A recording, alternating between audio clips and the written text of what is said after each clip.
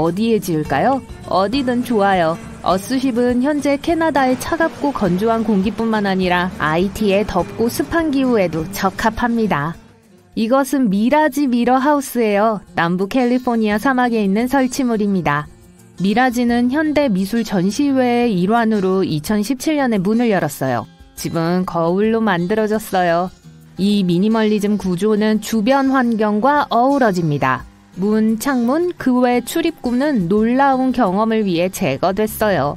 주변 환경이 다시 반사됩니다. 어떻게 만들어졌을까요? 거울로 덮인 표면으로요. 밤에는 먼 곳의 빛이 거울에 반사되고 낮에는 하늘의 구름이 층으로 변해요. 이 집에는 정해진 풍경이 없어요. 사막 한가운데서 미래형 건축물을 보는 건 어떨까요? 건축가들은 일론 머스크의 사이버 트럭과 완벽하게 어울리는 컨셉트 홈을 디자인했습니다. 이 집은 후 종말론적 주제를 가지고 있어요. 실제로 이 집은 지구의 종말이라는 재난 시나리오에서 살아남기 위해 설계되었습니다. 사이버 하우스는 철제 대문에 창문은 강화 유리로 되어 있고 외벽은 초강력 재료로 만들어졌어요. 모던 하우스는 자율 지열 열 펌프에 의해 제어됩니다. 덜 과학적으로 표현 신기루일까요? 그렇지 않길 바라면서 가까이 다가갑니다. 야호! 이건 진짜 물이에요. 하지만 오아시스는 아닙니다. 여기 사막 한가운데에 아무 표시도 없는 수영장이 있어요. 수영장으로 뛰어드니 너무 신나요. 이곳은 소셜풀이라고 합니다. 한 예술가가 2014년 여름에 지었어요. 물론 누구나 이 수영장을 이용할 수 있지만 모든 사람이 이 수영장을 찾을 수 있는 건 아닙니다. 불행히도 오늘날에는 그 흔적만 남아 있습니다. 버려진 장소들이 소름 끼치고 이상하기만 한 것은 아니에요. 어떤 경우에는 발견한 사람을 부자로 만들어주기도 하죠. 파리에 있는 피갈레 구역으로 갑니다. 이곳은 주택가이고 버려진 장소 같지 않은데요. 이 중 한 건물로 들어갑니다. 입구 우편함에서 우편물을 확인하는 사람들을 만납니다. 계단을 올라가서 한 아파트 문 앞에 멈춥니다. 다 허물어져 가네요. 문을 열고 안으로 들어갑니다. 여기서 보는 장면은 유령의 집 영화의 으스스한 장면을 떠올리게 합니다. 모든 가구와 장식은 이 시대의 물건이 아닙니다. 아파트 전체가 골동품처럼 보여요. 두꺼운 먼지층이 구석구석을 뒤덮고 있습니다. 테이블과 바닥에는 오래된 소름 끼치는 인형과 봉제왕구들이 놓여 있습니다. 뮤직박스에서 음산한 곡까지 흘러나오면 더할 나위 없는 공포영화 속 한 장면이에요. 마치 100년 전으로 거슬러 올라간 기분입니다. 어떤 의미에서는 사실이에요. 아파트 주인은 1940년대에 이사했습니다. 모든 것을 그대로 두고 갔어요. 아파트는 70년 동안 손대지 않은 채 방치되었습니다. 2010년 아파트 주인의 재산 평가가 시작되면서 발견되었어요. 집주인은 다른 곳에 살았고 아파트에 대해 아무에게도 말하지 않았습니다. 감정가들이 아파트에 들어왔을 때 이탈리아 화가 지오반니 볼디니의 그림을 발견했습니다. 화가가 19세기에 그린 그림이었어요. 이 그림은 약 30억 원에 팔렸습니다. 이제 우리는 나미비아에 있는 또 다른 사막으로 갑니다. 이곳 바닷가에서 멀지 않은 모래 언덕 사이로 말라버린 석호와 오래된 침몰선이 모래 속에 반쯤 잠겨있는 것을 볼 수 있습니다. 사실 침몰선의 일부라고 해야겠죠. 이 포르투갈 선박의 나이는 약 500년입니다. 원래 1533년에 리스본에서 출발했는데 나미비아 다이아몬드 광산 도시 근처에서 사라졌습니다. 잔해 사이를 걷다 보면 당시 선박의 부품들을 발견할 수 있는데 가장 흥미로운 것은 금화가 든 상자입니다. 이 귀중한 보물을 포함한 전체 선박의 가치는 약 140억 원이 넘을 것으로 추정됩니다. 인적이 드문 해변에 딱 좋은 곳에 막 도착했어요. 너무 조용해서 졸리네요. 하지만 눈을 뜨자마자 놀라게 돼요. 잠깐만, 방금 해안에 떠밀려온 게 진짜 집인 거야? 공상과학 소설의 시작처럼 들릴지 모르지만 엘살바도르의 이 해변 근처에 산다면 그렇게 들리지 않을 거예요. 거기엔 해안으로 밀려온 것 같은 신비로운 버려진 집이 있어요. 어떻게 이 빌라가 여기까지 오게 된 거죠? 아무도 모르게 여기 있은 지 얼마나 됐죠? 이 불가사의한 건축물은 엘살바도르의 수도 산살바르도에서 남쪽으로 74km 떨어진 곳에 있어요. 현지인들은 그 건물이 푸에토 벤투라라는 호텔이었다고 해요. 이게 지어졌을 때 제일 인기 있던 게 바다에 정말 가까웠다는 사실이었어요. 불행하게도 그 뒤에 설계는 잘 되어 있지 않았어요. 이 모든 건 지역 주민들이 공사를 시작하기 위해 어떠한 공식적인 허가도 필요하지 않았기 때문이에요. 호텔은 물에 너무 가까웠고 위험하게 요소에 노출되었어요. 로마 양식의 빌라는 이제 썰물 때 바다의 가장자리에서 불과 15m 떨어져 있었어요. 나중에 조수가 1층을 소금물로 채우기 때문에 아침에만 접근할 수 있어요. 지금 남아있는 호텔은 2층짜리 폐허 같아 보여요. 앞쪽은 로마 양식 기둥이 있어 아주 인상적이에요. 2층에는 넓은 창문도 있어요. 아직도 철 구조물들의 일부와 2층으로 가는 입구였던 것의 잔해를 볼 수 있어요. 건물 꼭대기에는 관람석이 몇 개 있어요. 가끔 관광객들이 이용하기도 하죠. 점점 더 많은 사람들이 이 지역을 둘러보고 사진을 찍어요. 비록 이 건물이 확실히 오르기엔 안전하지 않지만 말이에요. 현재 위치에 얼마나 오래 있었는지에 대한 정보가 거의 없어요. 하지만 일부 현지인들은 적어도 20년 이상 그곳에 있었다고 했어요. 2021년 틱톡 유저에게 발견되기 전까진 수년간 현지의 비밀로 남아있었어요. 하지만 그게 이 질문에 대한 답이 되진 않죠. 호텔이 어떻게 완전히 다른 위치에 있게 되었을까요? 여기서부터 일이 어렴풋해져요. 몇몇 지역 주민들은 그 건물이 수십 년 전에 버려졌다고 하는 반면 다른 사람들은 1998년 허리케인 미치가 이 지역을 강타한 후 버려진 거라고 주장해요. 허리케인 미치는 중앙아메리카를 강타한 가장 위험한 기상현상 중 하나였어요. 폭풍 동안 바람은 시속 290km로 이동했어요. 그리고 허리케인 자체는 약 15시간 동안 지속되었어요. 또한 홍수와 많은 위험한 산사태를 발생시킨 엄청난 양의 강우의 원인이었죠. 해안선에 너무 가깝게 지어져서 예전의 호텔은 극한의 날씨 조건에서 살아남을 가능성이 거의 없었어요. 그래서 말 그대로 자리가 옮겨진 걸 거예요. 태양 아래 앉은 후 여러분은 해변으로 밀려오는 눈덩이를 꿈꾸기 시작할지도 몰라요. 온도를 고르게 하기 위해서요. 농담이 아니에요. 이 이상한 자연현상은 2016년에 일어났어요. 서시베리아에 있는 오비만 해안에 모양을 바꿀 수 있는 마천루를 보신 적이 있나요? 파나마시티에 있는 FNF 타워의 제작자는 컨셉만 있었고 고층 빌딩에 투자할 수 있는 돈은 5천만 달러에 불과했어요. 그래서 그들은 실수를 용납할 수 없었죠. 그리고 첫 번째 시도에서 추가 시간이나 자재를 들이지 않고 39개 상층부가 한 축을 중심으로 구도 회전하는 콘크리트 구조물을 완성했습니다. 두바이의 로테이팅 타워는 완공되면 볼 때마다 다른 모습을 보여줄 거예요. 80개의 각 층은 건물 중앙을 중심으로 개별적으로 360도 회전합니다. 운이 좋은 주민들은 이 회전을 제어할 수 있을 거예요. 즉, 창문에서 바라보는 경치를 선택할 수 있어요. 타워가 한 바퀴 도는 데는 약 90분이 소요됩니다. 그리고 이 타워는 전기를 낭비하지 않고 자체적으로 에너지를 생산할 거예요. 층과 층 사이의 풍력 터빈이 회전을 구동합니다. 비디오 게임 속에서 살아보고 싶었다면 킹파워 마하나콘 빌딩의 아파트를 예약해보세요. 에펠탑 높이 정도의 이 픽셀화된 마천루는 태국에서 가장 높은 건물입니다. 이 외관의 비밀은 가로와 세로로 나뉜 유리창에 있어요. 200개 이상의 아파트, 호텔, 고급 상점, 레스토랑, 그리고 세계에서 가장 아름다운 전망대 중 하나를 갖춘 이 아름다운 건물을 완성하는 데는 5년이 걸렸습니다. 리비안 인터내셔널 빌딩의 옆면에는 세계에서 가장 높은 인공폭포가 흐르고 있어요.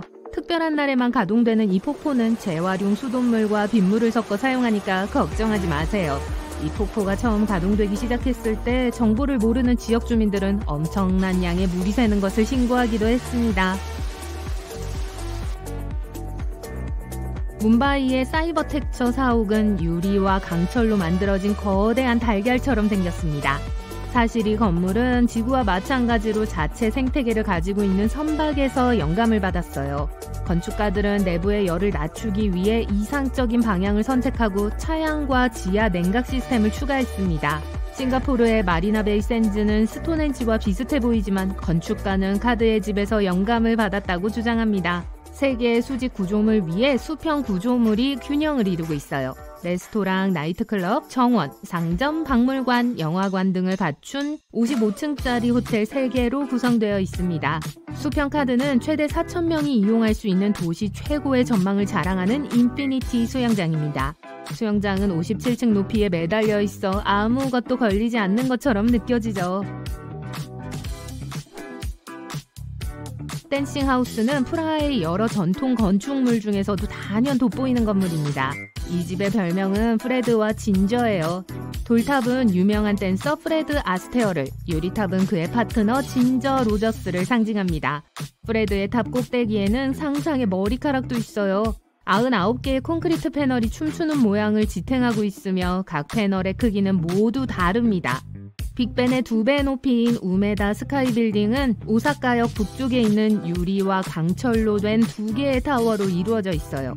플로팅 가든 전망대는 상단의 타워를 연결합니다. 이 건물은 거대한 도시에 있지만 스카이워크는 구름 위로 너무 높아서 위에서는 바람 소리만 들릴 뿐이에요. 고소공포증이 있다면 건물 내부에 있는 도시정원, 극장, 미술관 또는 지상에 가까운 여러 사무실 중 한 곳을 방문하면 됩니다.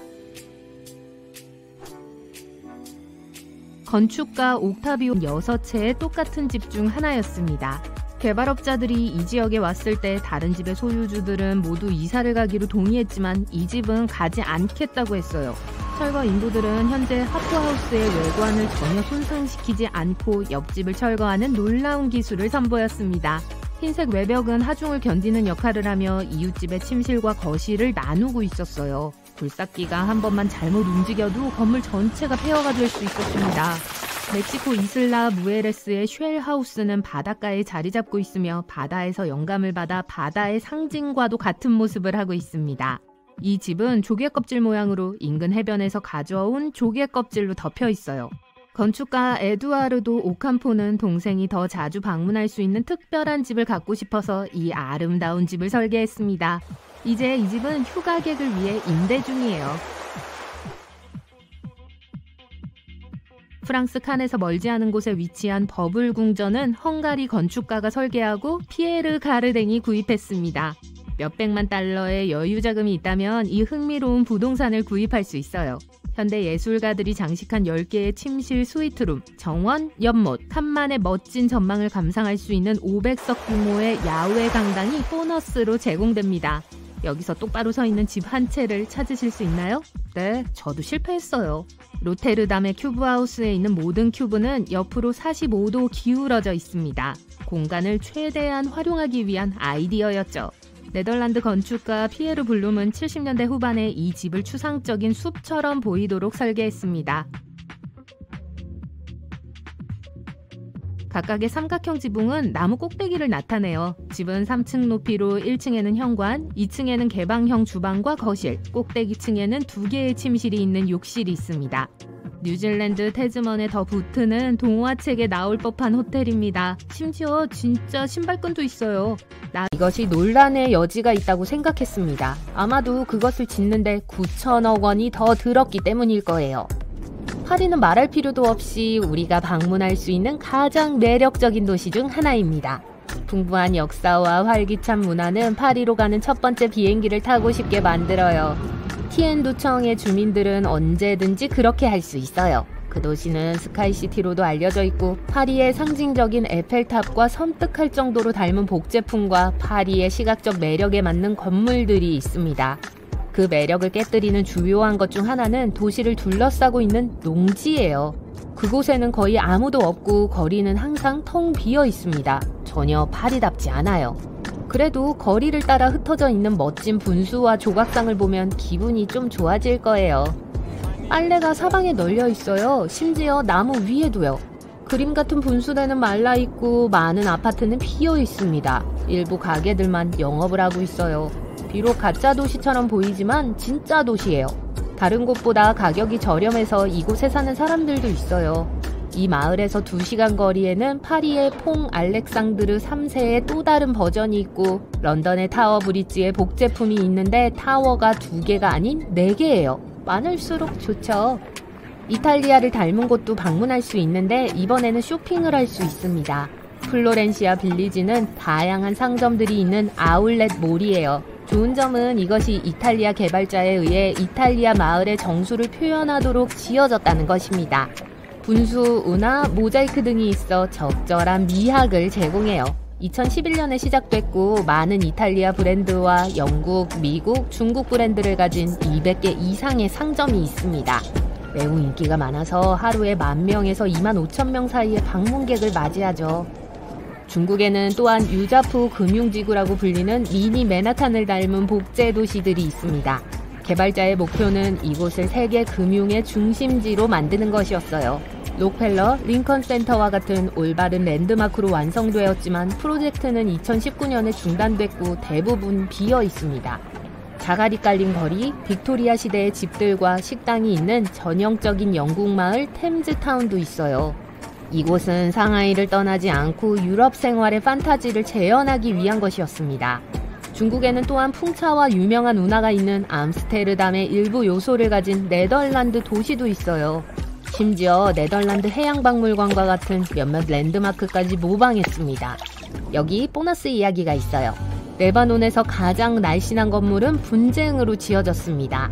불평등한 땅을 물려받은 두 형제의 이야기예요. 형제 중 한 명은 아주 가느다란 모양의 땅을 얻었고 형제의 멋진 땅을 질투하지 않을 수 없었습니다. 그는 기쁘지 않았어요. 두 땅 모두 베이루트의 활기찬 동네에 있고 지중해를 내려다보고 있기 때문에 두 형제가 땅을 어떻게 개발하는지에 대해 합의하지 못한 건 당연했어요. 더 나은 땅을 가진 형제가 제대로 된 건물을 지을 수 있을 것이 분명했죠.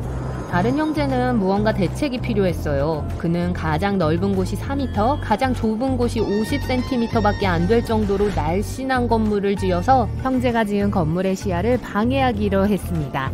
건물은 1954년에 지어졌고 지역의 주민들은 그것을 원한의 건물이라고 불러요. 이상한 건 그 장소가